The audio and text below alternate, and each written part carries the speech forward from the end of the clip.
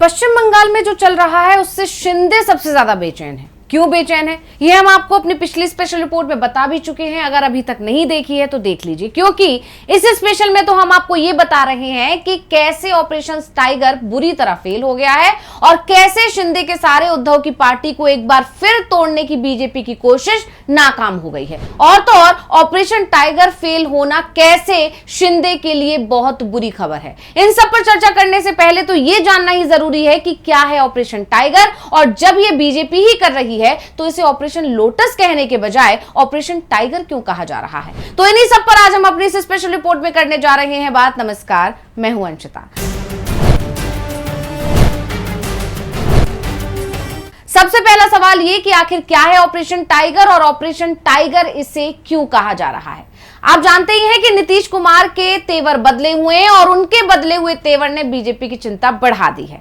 और आप ये भी जानते हैं कि नीतीश कुमार मोदी सरकार की दूसरी सबसे मजबूत बैसाखी है। इसीलिए बीजेपी अब इस कोशिश में लगी है कि वो दूसरे दलों में तोड़फोड़ करके सांसदों की संख्या बढ़ा ले, जिससे नीतीश या नायडू और दूसरे जो भी उसके सहयोगी हैं उन पर उसकी निर्भरता कुछ कम हो जाए। और यही वजह भी है कि वो टीएमसी में तोड़फोड़ करने में लगी हुई है। और कीर्ति आजाद ने तो खुले तौर पर बता दिया है कि इस सब के पीछे बीजेपी है और टीएमसी को तोड़ने के लिए बीजेपी हर तरीका अपना रही है। डराने धमकाने के साथ साथ पैसे देकर भी तोड़ने की कोशिश कर रही है। और ऐसा सिर्फ टीएमसी के साथ ही नहीं, बल्कि एक और दल है जिसमें बीजेपी तोड़फोड़ की कोशिश कर रही है, और वो है उद्धव की शिवसेना, जिससे अंदाजा लगाया जा सकता है कि बीजेपी के अंदर कितनी खलबली मची हुई है। और बीजेपी की ये बेचैनी इस बात का सबूत है कि एनडीए अंदर से हिल चुका है। और इसीलिए बंगाल में तो खुद बीजेपी तोड़फोड़ का काम कर रही है। शुभेंदु अधिकारी के सहारे टीएमसी के अंदर खाने जो है हलचल मचा रखी है। लेकिन महाराष्ट्र में यह काम सौंपा गया है शिंदे को। वजह आप जानते ही हैं, शिंदे इस काम में माहिर हैं और इसीलिए बीजेपी आलाकमान ने उद्धव के सांसदों को एनडीए में शामिल करने के काम पर शिंदे को लगा दिया है। और शिंदे लगातार कोशिश भी कर रहे हैं कि उद्धव के 9 सांसदों में से कम 7 सांसद तो वो तोड़ ही लें। और क्योंकि उद्धव की शिवसेना शेर के चेहरे का लोगो इस्तेमाल करती है, इसलिए इस ऑपरेशन को नाम दिया गया है ऑपरेशन टाइगर। और क्योंकि इस ऑपरेशन में शिंदे को आगे किया गया है, बीजेपी पर्दे के पीछे से खेल कर रही है, इसलिए भी इस ऑपरेशन का नाम ऑपरेशन टाइगर रख दिया गया है, और जो कि शुरू होने से पहले फेल हो गया। तो आखिर कैसे फेल हो गया ऑपरेशन टाइगर, अब यह भी जानना जरूरी है। महाराष्ट्र की राजनीति में इन दिनों ऑपरेशन टाइगर को लेकर जबरदस्त सुगबुगाहट है। राजनीति के गलियारों में ये अटकलें तेज हैं कि शिवसेना यूबीटी के कुछ सांसद एकनाथ शिंदे के नेतृत्व वाली शिवसेना के संपर्क में हैं और जल्दी ही वो पाला भी बदल सकते हैं। और जैसे ही इन अफवाहों ने जोर पकड़ा, उद्धव ठाकरे ने तुरंत अपनी पार्टी की मजबूती को देखने के लिए, एकजुटता को समझने के लिए मोर्चा संभाला और मुंबई में स्थित अपने आवास मातोश्री पर पार्टी सांसदों की एक अहम बैठक बुला ली।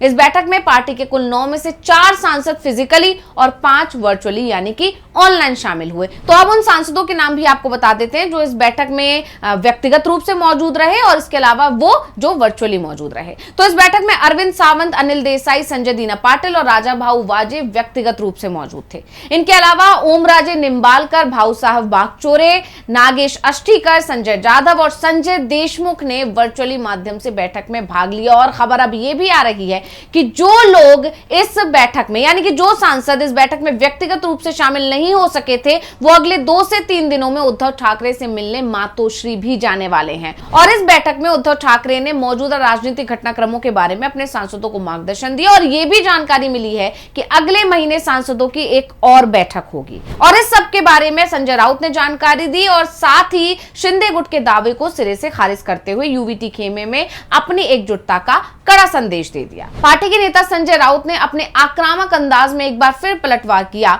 और कहा, आप किस ऑपरेशन टाइगर के बारे में पूछ रहे हैं? हम सभी बाघ हैं, हम ऑपरेशन वुल्फ शुरू करने जा रहे हैं। हम किसी से डरने वाले नहीं हैं। हमारे सभी सांसद और हमारा संसदीय दल पूरी तरह बरकरार, एकजुट और मजबूत है और आगे भी ऐसा ही रहेगा। क्या कुछ बोले हैं, एक बार सुन लेते हैं। भूषण पुढे गेला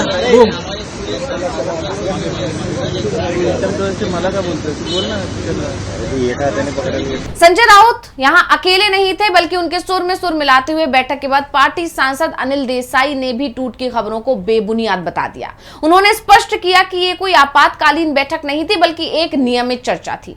देसाई ने कहा, हमारे सांसदों और विधायकों की नियमित बैठकें होती रहती हैं, इसे बुलाने की कोई खास जरूरत नहीं थी, ये सामान्य था। हम में से 4 लोग यहां आए और 5 अन्य लोग निजी काम के चलते बाहर से वर्चुअली जुड़े, लेकिन हमारे सभी 9 सांसद एकजुट और एक साथ हैं। कोई दिक्कत नहीं है। मीडिया में चल रही सभी अटकलें अनावश्यक हैं। और क्या कुछ बोले हैं, सुनिए। कोई इसमें इश्यू नहीं है। जो स्पेकुलेशन मीडिया में बनाया जा रहा है, बताया जा रहा है, वो रॉन्ग है, गलत। यानी साफ दिख रहा है कि उद्धव ठाकरे ने अपने खेमे को फिलहाल मजबूती से बांधे रखा है और उनका कैंप शिंदे गुट के किसी भी ऑपरेशन का डटकर सामना करने के लिए पूरी तरह तैयार है। इसलिए कहा जा रहा है कि उद्धव ने ऑपरेशन टाइगर को फेल कर दिया है और ये शिंदे के लिए किसी बड़े झटके से कम नहीं है, क्योंकि भले ही ये ऑपरेशन बीजेपी के इशारे पर हो रहा था, लेकिन शिंदे के लिए इस ऑपरेशन को करना फायदेमंद साबित हो सकता था और इसीलिए कहा जा रहा है कि ऑपरेशन टाइगर फेल होना शिंदे के लिए झटका है। तो अब ये भी समझ लेते हैं आखिर ऐसा क्यों कहा जा रहा है। इसके पीछे की वजह तृणमूल कांग्रेस में चल रही उठापटक। तृणमूल प्रकरण के बाद एकनाथ शिंदे भी समझ चुके हैं कि अगर उन्हें एनडीए में रहते हुए अपनी राजनीति मजबूती से बनाए रखनी है तो उन्हें अतिरिक्त ताकत की जरूरत है और इसके लिए शिंदे एक बार फिर से उद्धव ठाकरे को कमजोर करने की तैयारी में है। शिंदे गुट को अनुमान है कि अगर उनके सांसदों की संख्या 14 हो जाती है तो एक बार फिर से बीजेपी के केंद्रीय नेतृत्व के सामने मोलभाव करने की हालत में वो बने रहेंगे, क्योंकि महाराष्ट्र में जब विधानसभा चुनाव हुए और उनके पास कम सीटें आई, उसके बाद उनको डिप्टी सीएम बनना पड़ा, यानी उनका कद घट गया और अब उनकी वो साख नहीं रही है महाराष्ट्र में जो पहले हुआ करती थी। लेकिन फिर भी शिंदे के पास बीजेपी से मोलभाव करने के लिए केंद्र के 7 सांसद ही सबसे बड़ा जरिया हैं, जिसके दम पर वो महाराष्ट्र में अपनी पार्टी की घटती सीटों के बावजूद अपना दबदबा बनाए रखते हैं। क्योंकि जब भी मुंबई या नागपुर में किसी भी वजह से बात बिगड़ती है तो शिंदे तुरंत दिल्ली जाकर केंद्रीय गृह मंत्री अमित शाह और बीजेपी के शीर्ष नेतृत्व से मुलाकात करते हैं और इन मुलाकातों के जरिए शिंदे महाराष्ट्र बीजेपी लीडरशिप को, यानी देवेंद्र फडणवीस को दरकिनार कर अपनी बात सीधे हाईकमान तक पहुंचा देते थे।